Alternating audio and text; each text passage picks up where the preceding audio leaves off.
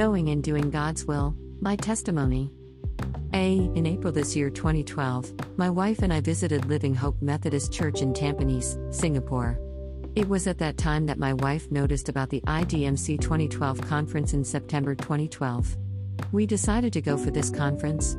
We booked the flight tickets early, but we did not pay the conference fees, 160 Singapore dollars per delegate. Prior to the conference date, I had to pray for God to supply the money for the conference fees, 320 Singapore dollars, RM 800, for both of us. Since I was not the keen one to go for the conference, I then asked the Lord for His will and purpose in my life for this trip. When we arrived Singapore on Thursday, June 9, 2012 morning, we went to meet our son, Arthur, who is studying in GN Polytechnic Singapore, at Changi Airport. We stayed in his room for the whole conference. When we were to go for the first night of the conference on June 9, 2012, the senior pastor of Living Hope Methodist Church had made arrangement to fetch us to the venue. On the way to the venue, he had to fetch his wife, and when we stopped at St. Luke Hospital to pick up his wife, I took the opportunity to ask him how should I pay for the conference fees. The senior pastor said he and his wife had decided earlier to bless us for this conference, and he did not accept my money. This was in fact God's answer to my prayer. The conference ended on Saturday, August 9, 2012, and my wife and I were enriched by the expository of the concept of knowing God's will.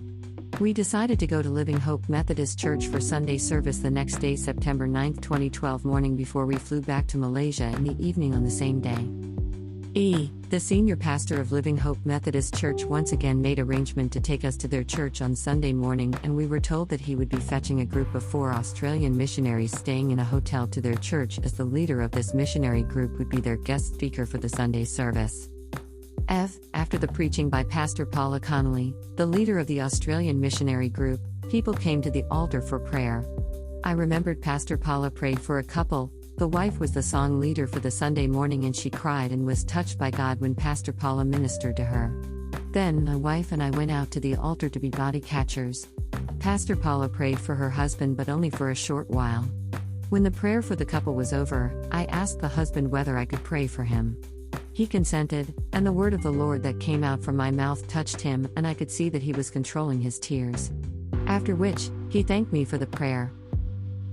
As I was making my way out of the sanctuary, one of the Australian missionary came to me for prayer. The reason being that he was very sick before coming to Malaysia. Then I asked him, Richard, to sit on the pew and prayed for him. The word of the Lord came out from my mouth regarding the desire in his heart some time back, and God wanted to bring it to pass on top of the prayer for healing. Then I made my way to the senior pastor's office, where all the guests were entertained. Just before I entered the door to the senior pastor's office, I saw another Australian missionary by the name of Narelle Carnegie. She was also coming into the office. Then, I remembered earlier what the Lord had impressed upon my heart, that He had a word for her when she was traveling with us in a same car heading toward the Sunday service. I stopped her and said that I had a word for her. She agreed, and as the word from the Lord came out from my mouth, she was seen in tears and trying to control and clean her teary eyes. She said to me that she was going to cry. The more the word came to her, the more she was in tears, and most of the time, she was seen wiping away her tears coming out from her eyes.